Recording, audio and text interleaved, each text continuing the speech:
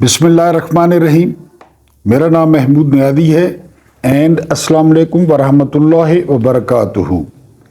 पहले भी अपने नाजरीन के सामने वजाहत कर चुका हूँ कि मैं रनिंग कमेंट्री नहीं करता खबरों पर। उसके लिए आपको बहुत ज़्यादा सहाफ़ी और वीलॉगर्स मिल जाएंगे। मैं बहरहाल ऑन दी होल इहाता करता हूँ और मेरी ये भी ख्वाहिश होती है कि मुझसे नौजवान नस्ल कुछ ना कुछ ले ले, चाहे वो माजी के हवाले से हो चाहे वो हाल के हवाले से हो। तो समात फरमाया करें और आज शुरू में ही रिक्वेस्ट कर दूं कि वीडियो को भी लाइक नहीं किया तो लाइक कर दें, इस नाचीज़ को सब्सक्राइब करें और कमेंट्स ज़रूर किया करें। अपनी वीडियो की तरफ आते हैं। अपने नाम की तरह नौशरवान आदिल खूबसूरत बागात और फलदार दरख्तों का बड़ा दिलदादा था, उसे बड़े अच्छे लगते थे। एक दिन ऐसा हुआ कि नौशरवान आदिल अनारों के एक बाग से गुजरा और उसे अनार बहुत खूबसूरत और भले मालूम हुए। वो वहाँ पे गया और उसने माली को कहा कि उसे प्यास लगी है और भूख लगी है। तो माली ने बगैर किसी तवक्कुफ के एक कटोरा भरा जूस का और नौशरवान आदिल की खिदमत में पेश किया। नौशरवान आदिल ने वो जूस पिया तो नौशरवान आदिल ने महसूस किया कि इससे ताज़ा और मीठा और खुश जायका जूस उसने पहले कभी नहीं पिया। उसने इस बात का जिक्र माली से किया, बाग वाले से। माली ने कहा कि हमारे बड़े बूढ़े कहते थे कि अगर बादशाह की नीयत बहुत अच्छी हो तो जो फल हैं वो रसदार होते हैं। इसी दौरान नौशरवान आदिल ने माली को कहा कि उसे फिर तलब हो रही है, उसे एक और कटोरा दिया जाए। माली चला गया बगैर कोई बात कहे। अब नौशरवान आदिल सोचने लगा कि ये माली है गरीब सा, इसका आगा पीछा कोई खास नहीं होगा, अगर होगा भी सही तो मैं नौशरवान आदिल हूँ, सुल्तान हूँ, क्यों ना ये बाग फॉर एवर इससे ले लिया जाए। माली वापस आया, उसने कटोरा दिया। अब जब कटोरा पिया नौशरवान आदिल ने तो वो खट्टा और बदजायका और बासी सा मालूम हुआ। नौशरवान आदिल ने पूछा कि ये किसी और दरख्त का जो है ना वो अनार था। तो माली ने कहा नहीं, वही दरख्त था, उसी के साथ का अनार था, उसी तरह जूस निकाला है। तो नौशरवान आदिल ने कहा कि ये खट्टा है, इसका जायका भी अच्छा नहीं है। तो माली ने कहा हमारे बड़े बूढ़े कहते थे अगर हुक्मरानों की नीयत में खोट आ जाए तो जो फलदार दरख्त होते हैं उनके फलों का जायका वो तब्दील हो जाता है, वो खट्टा हो जाता है। जब ये बात सुनी तो नौशरवान आदिल कांप उठा। उसने दिल ही दिल में तौबा की, अपने इरादे से बाज आया और तीसरी दफा जूस की फरमाइश की। माली फिर जूस ले आया। नौशरवान आदिल ने जब जूस पिया तो वही पहले वाला जायका, वही तरोताजगी और वही मिठास। तो नौशरवान आदिल को सारी कहानी जो है वो समझ आ गई और उसने माली को कहा कि ये जायका बिल्कुल ही जो है ना वो पहले कटोरे वाला है। तो माली ने कहा हमारे बुजुर्ग कहते थे अगर बादशाह अपनी बदनीयती से तौबा कर ले, राह रास्त पे आ जाए तो फल अपने जायके वापस ले आते हैं। अब अगर हमारे हुक्मरानों पे जाएं तो ये जो हमें फल मिल रहे हैं ये गनीमत ही है, मेरा ख्याल है, नेमत ही है, रहमत ही है। नौशरवान आदिल का कहना था कि ये जो ताकत है ना, ये जो क़यादत है, ये ताकत के लिए नहीं होती, ये लोगों की खिदमत के लिए होती है। मैंने अभी आपको वाक़या सुनाया, 1 मिनट का काम था उस बाग पे कब्जा करना, हमेशा के लिए उसका जूस पीना, उसका खुश जायका रस पीना। लेकिन फलसफा ये नहीं था नौशरवान आदिल का।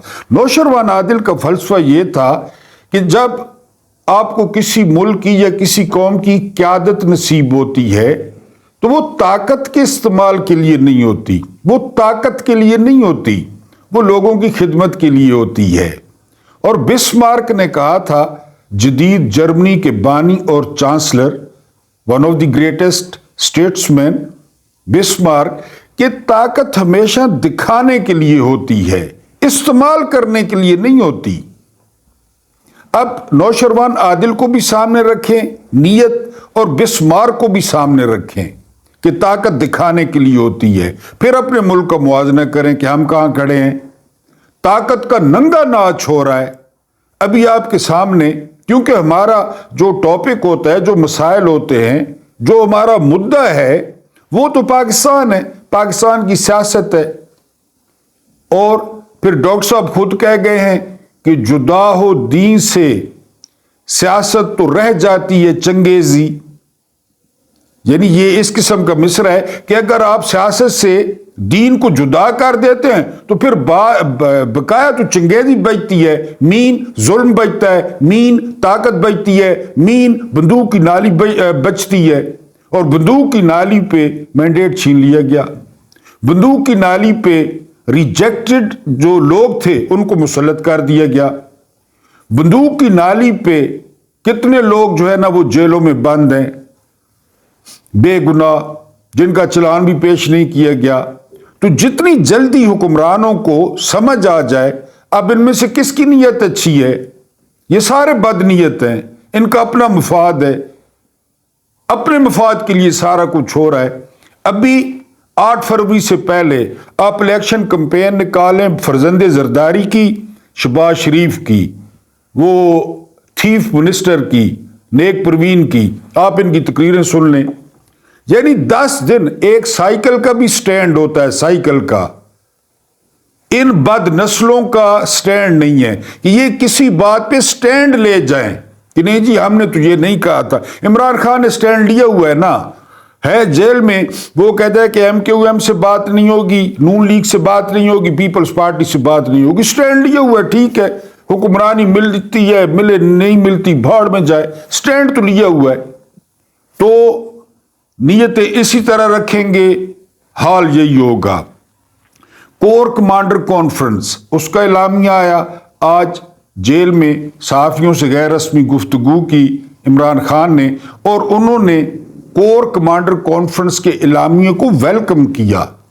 انہوں نے کہا کہ ہم پہلے دن سے کہہ رہے ہیں کہ اس کی جوڈیشل انکوائری ہو، ایک ایک بندے کو آئیڈینٹیفائی کریں، ایک ایک بندے کی شناخت کریں، اور جو قانونی راستہ بنتا ہے، جو سزا بنتی ہے وہ سزا دیں۔ ہم تو پہلے دن سے یہ کہہ رہے ہیں۔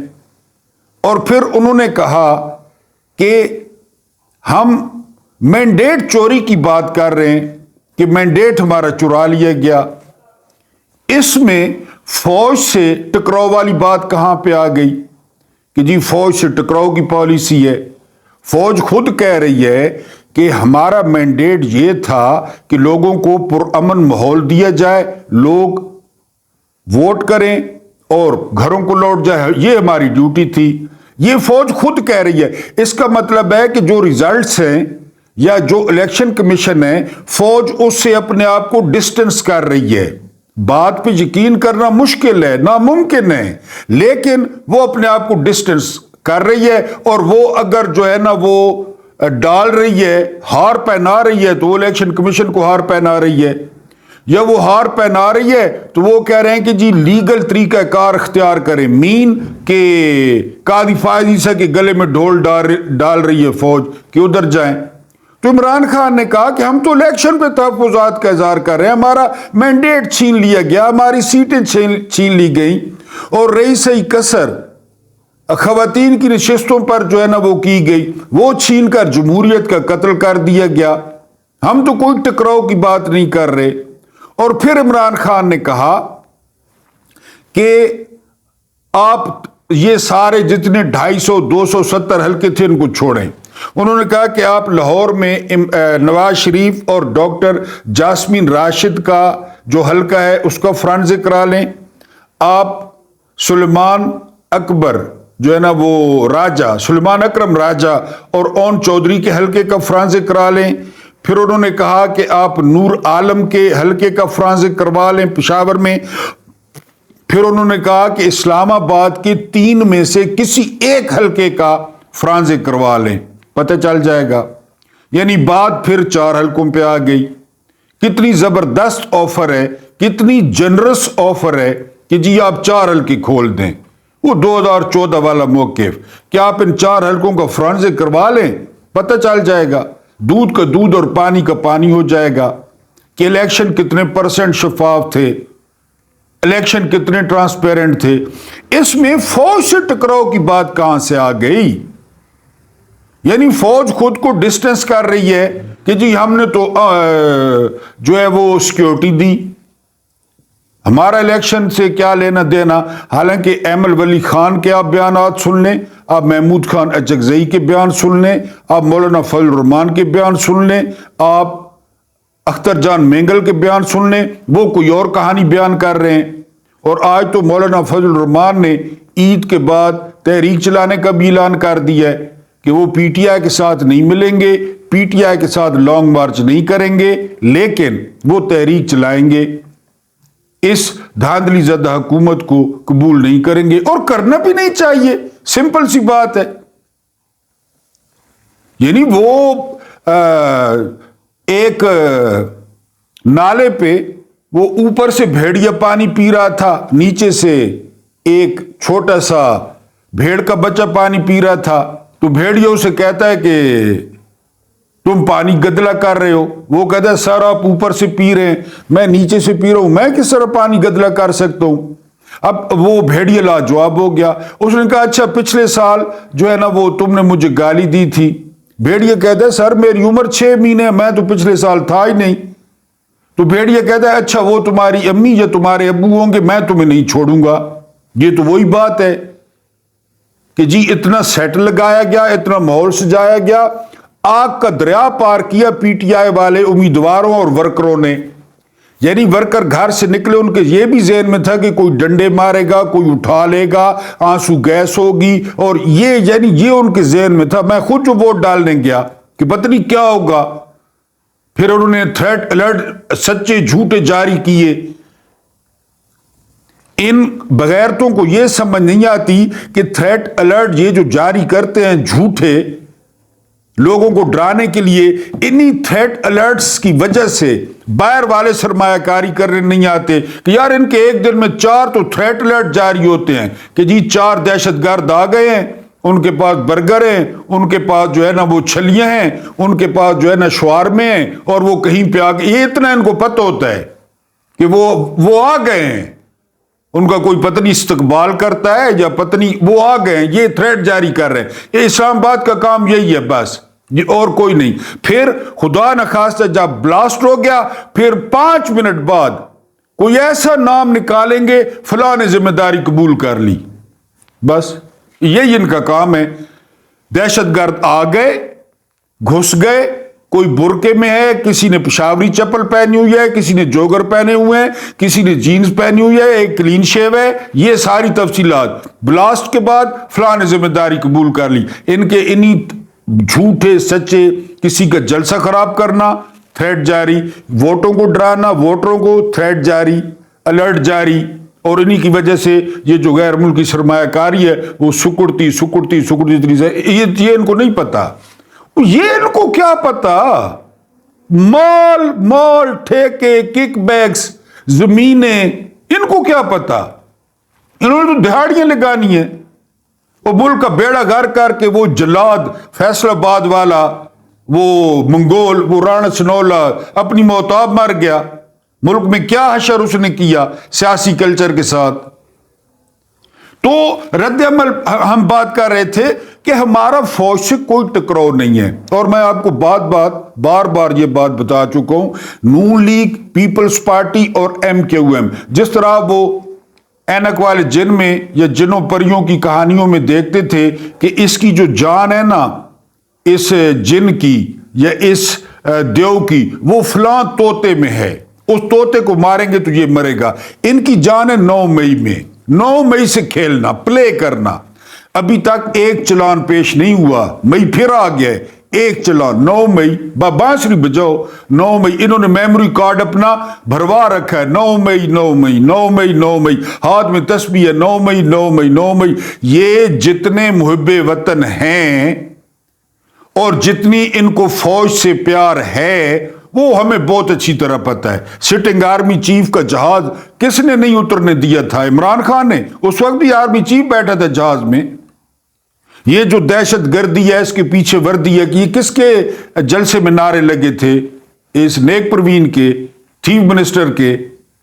باجوہ اور فیض نے اکبر بگٹی کو تم لوگوں نے قتل کیا، یہ کس نے کہا تھا؟ نواز شریف نے. عمران نے تو کبھی بھی نہیں کہا، کبھی بھی نہیں. عمران تو یہ کہتا ہے جی کہ اپنی آئینی حدود جو سب کی ہیں اسی آئینی حدود میں رہیں. یہ جو ہے نا منترا بار بار یہ 3 پارٹیاں، کیونکہ اسی 9 مئی کے طوطے میں ان کی جان ہے. عمران آ گیا ان کی دکانیں بند. بس ابھی 8 جیل میں بیٹھ کے انٹرنیشنل جو ہے وہ سٹڈی کیس بن گیا کہ جیل میں بیٹھ کے 2/3 اکثریت لے لیا اس نے، اور ان لاشوں کو، سیاسی لاشوں کو، گدھوں کو لوگوں نے کس طرح مسرد کیا ہے. یہ ایک علیحدہ بات ہے، وہ طاقت کے زور پہ جو مرضی کریں، طاقت ان کے ساتھ ہے. اور میں بتا چکا ہوں کہ نوشروان عادل نے قیادت کا کیا ترجمہ کیا تھا، لوگوں کی خدمت. قیادت کا یہ مطلب ہوتا ہے، قیادت کا مطلب طاقت نہیں ہوتا. تو عمران خان نے واضح کہا ہے کہ ان 4 حلقوں کو کھول دیں، ان کا فرانزک کرا لیں، آپ کو پتہ چل جائے گا فوج کے ساتھ ہمارا کیا ٹکراؤ ہے. کوئی ٹکراؤ نہیں ہے. ہماری فوج ہے، ہم فوج کو چاہتے ہیں، بالکل فوج ہونی چاہیے، ایجنسی ہونی چاہیے. لیکن یہ جو 9 مئی ہے اس کی کرائم جوڈیشل انکوائری، جس طرح میں نے کل پرسوں ذکر کیا تھا، کیپٹل ہل کا امریکہ میں انکوائری ہوئی، جو ملزمان تھے یا مجرمان تھے ان کو سزا ملی. ریپبلکن پارٹی پھر الیکشن لڑ رہی ہے، ڈونلڈ ٹرمپ. انہوں نے پارٹی کو رگڑ دیا یا پارٹی کی مت مار دی. 9 مئی اتنا بڑا سانحہ تھا، مان لیتے ہیں، تو جو ادھر گئے استحکام میں یا ائتلام پارٹی میں یا نون لیگ میں یا بھی، وہ تو سارے دودھ کے دلے ہو گئے. پھر کون سا، یہ خود ہی خراب کر رہے ہیں کیس کو کہ عمران خان سے ڈسٹنس کر لیں اور کسی اور پارٹی میں چلے جائیں تو 9 مئی ختم. یہ خود انہوں نے اس کو خراب کر دیا ہے ڈھول بجا بجا کے. تو بہرحال عمران خان نے کہا 4 حلقے کھول دیں، پتہ چل جائے گا. آخری خبر آپ کو بتا دوں، IMF نے کہا جی تنخواہ دار طبقے پہ ٹیکس لگائیں، پینشنرز پہ ٹیکس لگائیں اور گولڈن شیک ہینڈز دیں ان کو، اور کئی محکمے ختم کریں، سرکاری ملازموں کی تعداد کم کریں. اور بار بار وہی تنخواہ دار طبقہ ٹیکس کے لیے، کیونکہ وہ حکومت تنخواہ دیتی ہے اس میں سے ٹیکس کاٹ کے دیں. پرائیویٹ والوں کو بھی کہا رہا ہے، پرائیویٹ سیکٹر بھی، کہ جی تنخواہ دار طبقے پہ ٹیکس لگائیں. اور پینشنرز کے لیے نئے قوانین آ رہے ہیں کہ رضاکارانہ طور پر، یہ پہلے اسی کے بڑے بھائی نے بربادی پھیلائی تھی. میں نے اپنی آنکھوں کے سامنے لوگوں کو رلتے دیکھا، ان کو پیسے مل گئے، لوگوں نے پیسے ضائع کر دیے، پھر وہ خوار ہو کر مرے. نہ ان کا کوئی ذریعہ آمدنی تھا، ان کے بچے، ان کی بچیاں، یکدم ان کو اتنے پیسے مل گئے گولڈن شیک ہینڈ کی صورت میں ایک ہی دفعہ. وہ کسی نے اڑائے، کسی نے نئے نئے کاروبار کیے، کسی نے جو ہے نا موجیں کی، اور وہ سلسلہ بند ہو گیا. پھر یقین کریں گے وہ رول کے مرے، ان کے پاس کھانے کو کچھ نہیں تھا. اب یہ پھر جو ہے نا وہ شیطان کے چیلے وہ یہی لا رہے ہیں. اور IMF نے کہا ہے، اور IMF نے یہ کہا ہے 60% پیٹرول اور ڈیزل پر لیوی 60%. یعنی جو تباہی آ رہی ہے، جو طوفان آ رہا ہے، یہ ابھی سے میں آپ کو بتا رہا ہوں کہ آپ اس کا مقابلہ نہیں کر پائیں گے. اور بات یہ پیسے یہ لیں گے. ابھی چوری نہیں کر لیا مینڈیٹ، PTI نے کیا کر لیا، میں نے اور آپ نے کیا کر لیا. پیسے یہ لیں گے، ان کے للے تللے ہوں گے، ان کی عیاشیاں ہوں گی، ان کے زہرانے، اسرانے، ڈنرز ان کے ہوں گے، ابھی افطار پارٹی ہوں گی ان کی، انہیں طوائفوں والے پیسوں سے. وہ میں نے آپ کو بتایا پاور انڈسٹری بڑا ٹیکس دیتی ہے، اس انڈسٹری کے پیسوں سے افطاریاں ہوں گی، اور جو ہے نا سحریاں ہوں گی، اور قوم اتارے گی. یعنی آپ جنوری 2023 کا میرا یہ ویلاگ سن کے نا جنوری 2023 کا گیس کا بل دیکھیں, جنوری 2024 کا دیکھیں, اور ابھی آپ نے بجلی دیکھنی ہے جب بجلی کا بل آئے گا, کیونکہ خاموشی سے کام ہو رہا ہے, خاموشی سے بڑھایا جا رہا ہے, سب کچھ بڑھایا جا رہا ہے. ان کو پتہ ہے کہ ہم جو مرضی یہ کریں. ابھی یہ کیا کریں گے, بھکاریوں کی طرح وہ کوئی 2 لاکھ تروڑے آٹے کے بانٹ دیں گے, کوئی 2 کلو چینی بانٹ دیں گے, اور کوئی جو ہے نا وہ ٹرکوں کی لائنوں میں لگوا کے پچھلے سال اسی پالشی کے دور میں کوئی 10-15 بندے تو لائنوں میں فوت ہو گئے, پھر وہی کام کریں گے. اور پہلے آپ کو بتا چکا ہوں کہ نیت کیوں, یہ بد نیت ہیں, یہ اپنا سکور سیٹل کرتے ہیں, یہ اپنے مقدمے ختم کرتے ہیں. ابھی قاضی فائزہ کو ایکسٹینشن دیں گے کہ ہمارا کام ادھر ستہ خیرہ ہوں, اور بھی ایکسٹینشن دیں گے. نیت ہی کھوٹ ہے, قوم کی یا لوگوں کی فکر ہی نہیں ہے. ارشاد بھٹی نے کہا تھا کہ عمران خان اتنے تھوڑے سارے جو ہے نا وہ چیزوں میں اتنے کام کر رہا تھا, لنگر خانے اور پناہ گاہیں اور جو ہے نا صحت کارڈ اور کسان کارڈ. تو ارشاد بھٹی نے کہا تھا کہ اصل میں نا اس کی جو نیت تھی نا, اور صحیح بخاری آپ کھولیں گے تو پہلی حدیث ہے کہ اعمال کا دار و مدار نیتوں پر ہے, کہ اس کی نیت اچھی تھی. کووڈ میں اس نے غریبوں کو بچایا, ریڑی والوں کو بچایا. اس کی نیت یہ تھی کہ جو میرا پسا ہوا طبقہ ہے, جو غریب طبقہ ہے, کسی طریقے سے ان کی لائف بہتر ہو جائے. اس کی نیت ریفلیکٹ کرتی تھی. خدا پاک بھی جو ہے نا وہ تھوڑی بہت مدد کر رہے تھے. ملک 6.0 پہ گروتھ پہ چلا گیا تھا ملیشیا کے مقابلے میں, اس کے ساتھ پہنچ گیا تھا.